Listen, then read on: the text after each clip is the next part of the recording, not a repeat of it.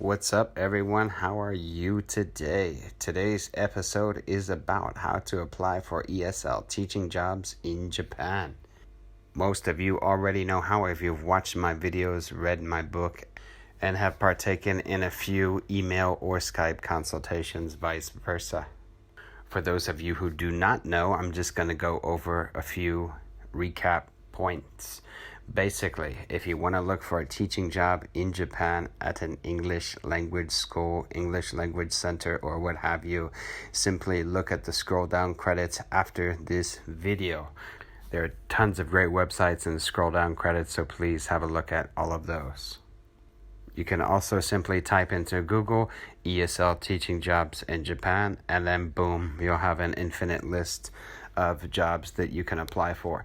Also, do not forget to have your resume intact and complete. One-page resumes are key to making a good impression. Also, make sure you are fully qualified, meaning you have your 4-year degree, transcripts, all in order. Do also follow my resume and interview videos that will definitely help you out. Sorry for sounding super drowsy and sleepy in this video. I just woke up from a 10-hour cat nap. Had a super crazy long day yesterday. Well, that's it for now, ladies and gents around the world.